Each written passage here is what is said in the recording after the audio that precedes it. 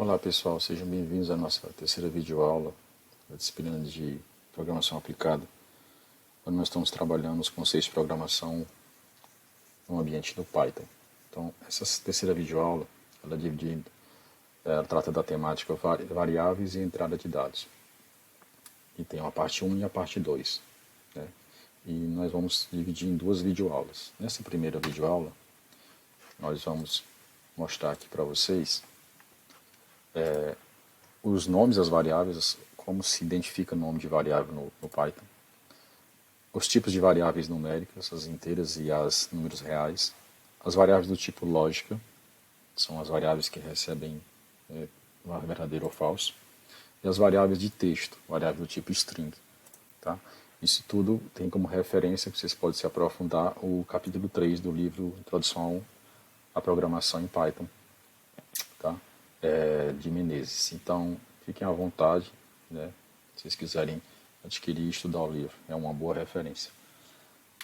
É nele que a gente baseia os conceitos que nós vamos apresentar agora aqui. Ó. Então, as variáveis no Python. Primeiro, a gente sempre inicia com uma letra, tá? Mas pode conter números e sublinhados. E aqui tem uma tabela de referência. Ó. Então, variáveis desse tipo, A1 é válida, mas 1A não é válida, porque começa com número. Pode começar com sublinhado? Pode. Agora pode ficar sem sublinhado, assim, ó, com espaço vazio? Não pode. Tipo, ó, salário médio tem que ter o espaço sublinhado. Então, esses são os cuidados para usar variáveis no Python. Tá? E aí o sistema de codificação textual de caracteres que o Python usa é o Unicode, tá? Que ele tem uma maior capacidade de armazenar do que o ASCII 2, que foi um dos primeiros sistemas de codificação de transformar letras, números e caracteres especiais em códigos para que o computador entende. Então o Python usa o Unicode. Isso dá uma maior leque de opções. Sobre as variáveis numéricas, são dois tipos básicos. Você tem as inteiras, números e números reais, que são os que têm casas decimais. Então aqui a gente tem, por exemplo, ó, variável do tipo inteira. Tá?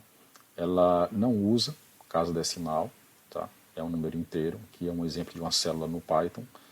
Tá? Usando o Jupyter Notebook, você apenas digitou o valor 23 e deu Enter, ele saiu o valor 23. Se a variável for do tipo número ponto flutuante, também chamado de float, aí você tem casas decimais. E aí lembrando que no Python as casas decimais são separadas por ponto e não por vírgula. Então 1,33 no Python é 1,33. Tá? Esse é o cuidado que você tem que ter com o uso de variáveis tipo float. E para que serve, né? A gente falou do ponto, mas tem também o sublinhado. Tá? Então o ponto separa as casas decimais. E aqui a gente vai ver depois com calma, quando estiver usando, que você pode separar as casas de milhares, tá? Por sublinhado, que o Python entende. Tá? Seria o jeito de você escrever um número mais extenso. Tá bom? E aqui é só uma dica, forçando que o ponto separa casas decimais e o sublinhado separa casas de milhares dentro do Python, trabalhando com números. Tá? A representação dos valores numéricos, certo? O Python vai trabalhar internamente com um número binário, 0 e 1, certo? Para poder representar aquilo que a gente conhece, números de 0 a 9, porque a linguagem do computador é binária. Mas o tamanho dos números são muito elevados. Né? Da ordem de 2,22 vezes 10 elevado a menos 308, esse é um número muito grande, até 1,79 vezes 10 elevado a 308. Então é muito mais do que vocês precisam no dia a dia. Tá? Isso ele pode trabalhar com outras formas de armazenamento dos números em hexadecimal e octagonal, tá? Mas o padrão é esse aqui, binário. Certo? E aqui nós vamos ver um exemplo. Ó. Como é que ele armazena o número 10? O Python armazena o número 10 assim, ó, 10, 10. Não quer dizer que é 2, 10. Quer dizer que é 10 na base 0 e 1. Então é assim, ó, o primeiro dígito na base binária, por isso que é 2, tá? Porque são só dois dígitos, elevado à terceira potência. Por que terceira potência? Porque você conta da esquerda para a direita. Ó. Posição 0, posição 1, posição 2, posição 3. Então esse primeiro 1 está na posição 3. Então 1 vezes 2 elevado a 3. Aí o segundo é o 0, é o dígito 0, vezes sempre a potência de 2. Por que a potência de 2? Porque as opções para esse dígito são 0 ou 1, certo? Elevado a 2. Por que 2? Porque você conta a posição desse dígito 0. Ele começa aqui, tem a primeiro é o 0, O segundo, que é o número 1, é a posição 1. O terceiro, que é o 0, está na posição 2. Então, 2 elevado a 0. Mais, aí o terceiro dígito, 1 vezes 2, que é a potência, porque é uma linguagem binária, usa zeros ou 1. Então, o terceiro dígito. Então, elevado à base 1, por quê? Porque você conta aqui, ó, nesse ponto, o dígito que você está trabalhando é o 1, então aqui é a posição 0 e aqui é a posição 1. Então, 2 elevado a 1. Tá? E o último dígito, que é o 0, vezes 2 elevado a 0. Por quê? O 0 é o dígito, que é o que vai ser multiplicado, 2 é a base, por isso que é chamado binário, e 0 é porque é a posição 0. Tá? As posições são contadas da esquerda para a direita. Aí depois é só executar, ó, 2 elevado a 3 é 8, né? 2 elevado a 2 é 4, 2 a 1 é 1, 2 elevado a 0 é 1. E aí executa agora as multiplicações, 1 vezes 8, 8, 0 vezes 4, 0, 1 vezes 2, 2, 0 vezes 1, 0, e aí soma 8 mais 0 mais 2 mais 0, dá o número 10. Então, o número 10 para o Python é uma sequência de 1, 0, 1, 0. Ok? Assim como na base decimal, ó, o 531 ele é calculado como, ó, 5 vezes 10, que é a base, que são 10 dígitos, elevado à segunda potência, mais 3, que é o primeiro dígito. Lembra que a gente conta da esquerda para a direita? Não. Esse aqui é o dígito 0, que é o 1. O 3 é o dígito primeiro. E o quinto é o dígito terceiro. Então, 5 vezes 10, a segunda potência, né? 0, 1, 2, mais 3, que é o segundo número, vezes potência de 10 elevado a 1, ó, 0, 1, mais 1 vezes 10 elevado a 0. Tá? Porque 0 é a posição do número 1. Então, ó, 10 elevado a 2, 100. 10 elevado a 1, 10. 10 elevado a 0, 1. Vai fazendo a conta. Ó. 5 vezes 100, 500. 3 vezes 10, 10. 30, aliás. 1 vezes 1, 1. 500 mais 30 mais 1, 531. Então, aqui é só exemplificando que o Python trabalha com essa linguagem aqui, para representar números. Mas pode trabalhar com essa aqui, se você programar, escolher as opções dele. Valores lógicos são aqueles que armazenam resultados mutuamente excludentes, ou seja, ou é verdadeiro ou é falso, tá? Para uma variável ou para um teste lógico. Então, por exemplo, se você disser que a variável aprovada é verdadeira, significa que essa variável recebe o valor verdadeiro.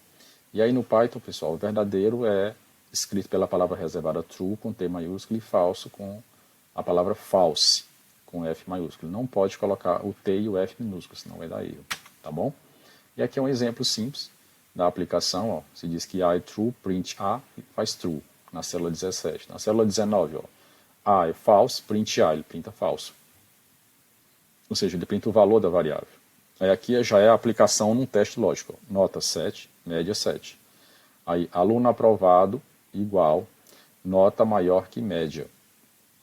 Tá? Aí print, aluno aprovado, qual o resultado que aluno aprovado recebe? Ó, aluno aprovado recebe nota maior que média. Tá? Nota é 8, é maior do que a média, 7.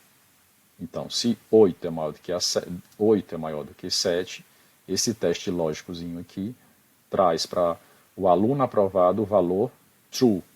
Então, print o valor da variável aluno aprovado. Está perguntando? True. Agora, vamos falar de operadores relacionais. Tá? São aqueles que fazem comparações. Ó. O de igualdade no Python, né, que a gente conhece como igual, no Python é 2 iguais. O operador é 2 iguais. Maior que é o maior na linguagem matemática. No Python é só maior. Menor que também é só menor. O diferente na linguagem matemática no Python é exclamação e diferente. Maior ou igual. No nosso, na matemática, é assim que se escreve. No Python é maior e o igual. Menor igual é menor ou igual. E assim na matemática. Então aqui é uma tabelazinha para você se lembrar dos operadores. Na matemática tem uma representação especial dentro do Python. Aqui nós temos uma aplicaçãozinha simples. Ó. Você tem aqui o A recebendo 1, o B recebendo 5, o C 2 e o D 1. Aí, ó, um teste lógico simples. A igual a B, né? Estou fazendo o teste de igualdade relacional, que vai dar um resultado lógico ou não. Aí ele diz, ó, false, né? Porque A é 1, B é 5, então não são iguais. Tá? Outros testes que você pode aplicar, ó, A é menor do que B, né? Então, ó, 1 é menor do que 5, Aí, se o resultado for verdadeiro, para o teste lógico, você está aplicando um operador relacional dentro de um teste lógico, é true. Aí aqui, ó, D é diferente de A, aí, ó, D é 1 e A é 1. Você está perguntando, fazendo um teste lógico usando o operador relacional de diferença.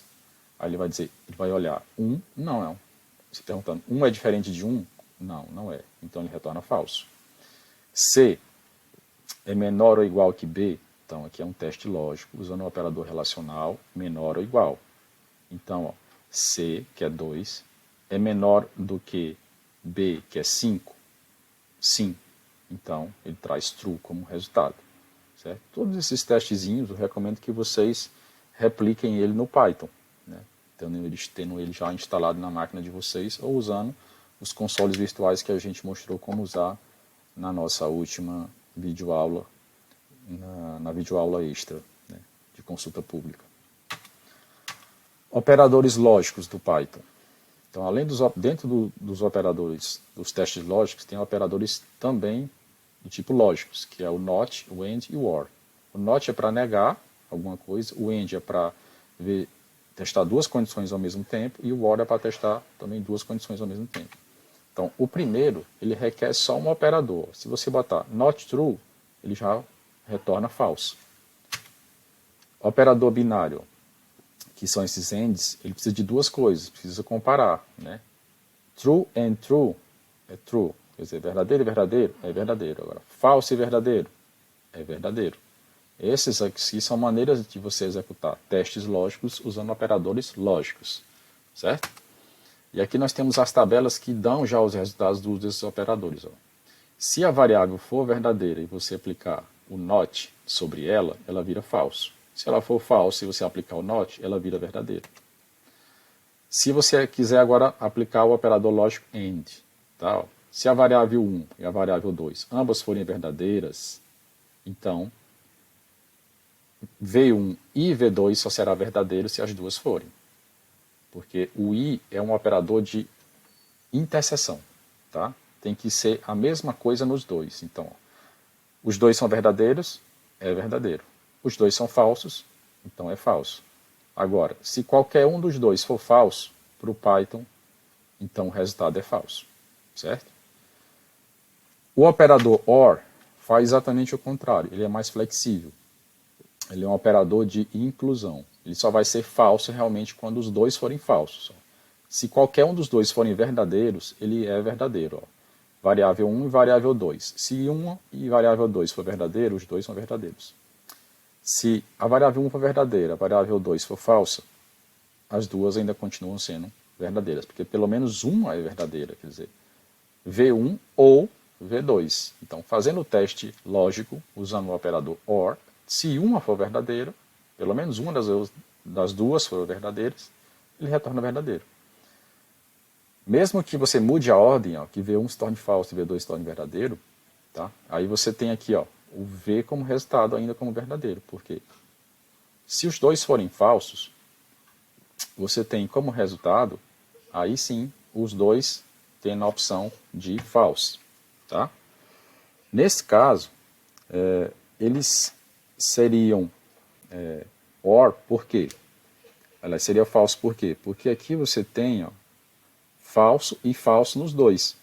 Então, não tem como nenhuma opção de verdadeiro. Então, a diferença básica aqui é que o not, ele opera sozinho, ele não precisa comparar duas variáveis, o AND e o OR precisa, e o AND é um operador que só dá verdadeiro quando os dois são verdadeiros. E o OR é um operador que só dá falso quando os dois dão falso. Mas você pode testar tudo isso no console do Python também. Tá? Agora vamos lá, a ordem de execução dos operadores lógicos. Primeiro ele faz o not, depois o AND, depois o OR. Essa é a ordem. Então se tiver um exemplo assim, ó, uma operação dentro do Python, assim, você escreve no console, true, na célula, true, or, false, and not true. Primeiro ele vai procurar o not. Aí not true, false. Depois ele procura o AND. Aí false and false, quer dizer, AND. Né? Lembrando, quando você tem dois falsos no AND, o resultado é falso. Aí depois true and or false. Nesse caso, como o operador é OR, se um dos dois é verdadeiro, o resultado é verdadeiro. Aí aqui é um exemplo, ó. desse que a gente conversou aqui, ó, true or false and not true, resultado true, tá? Então, essa parte do meio aqui é o que ele executa em pano de fundo, mas o resultado sai direto, ó, tá vendo?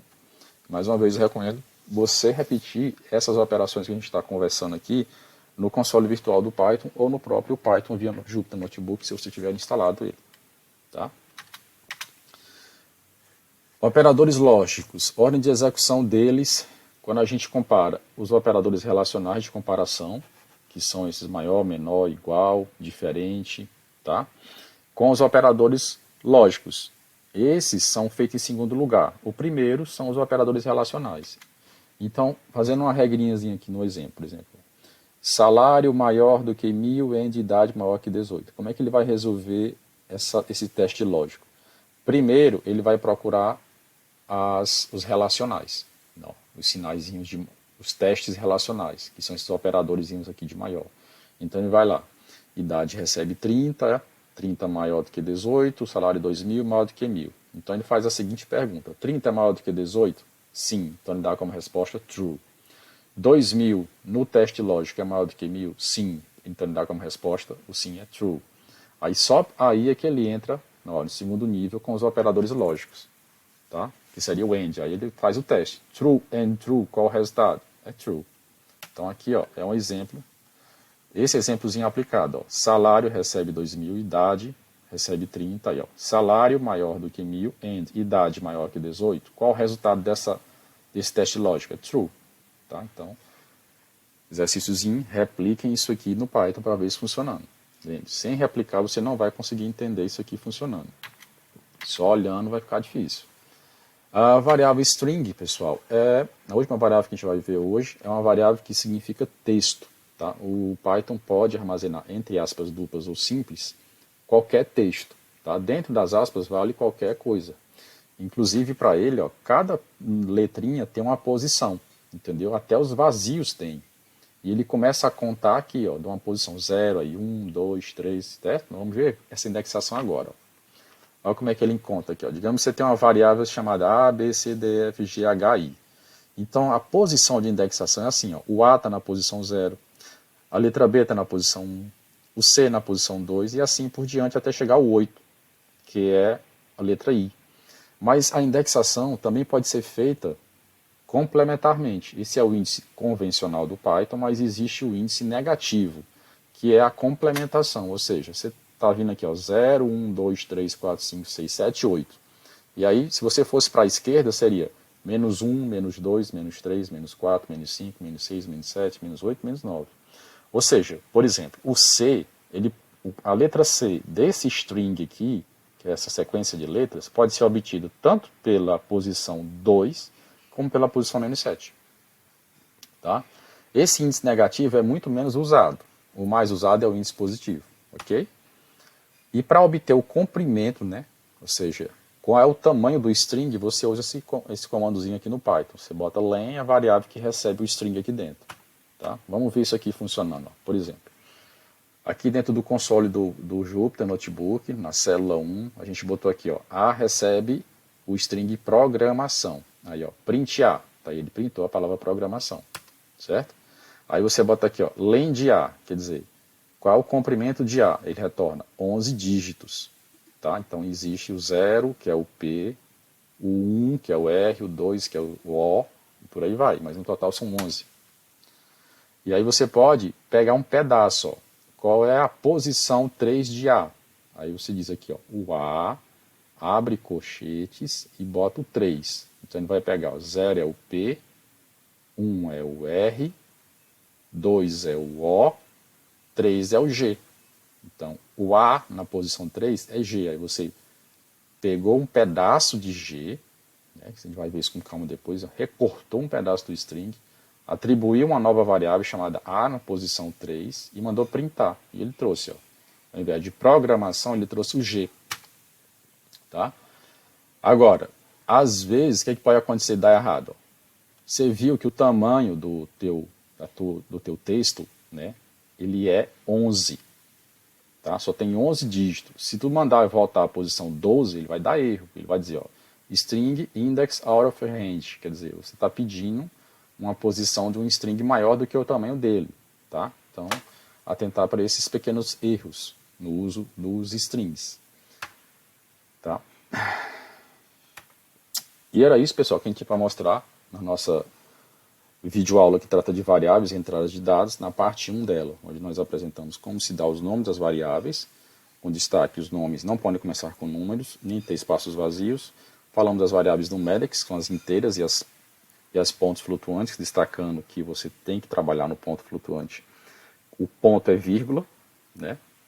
E a separação de milhar é sublinhado. Depois falamos das variáveis strings, que são aquelas variáveis que recebem textos. E antes falamos dos testes lógicos, né? As variáveis lógicas que recebem true ou false, que podem ter operadores relacionais, que é aqueles maior, igual, menor, igual, e operadores lógicos, que é o AND, OR e o NOT. Tá? Então, passem para os exercícios e obrigado pela atenção. Lembre-se que é importante replicar tudo que vocês viram aqui no Python, seja no console virtual, seja no próprio Jupyter Notebook instalado na máquina de vocês.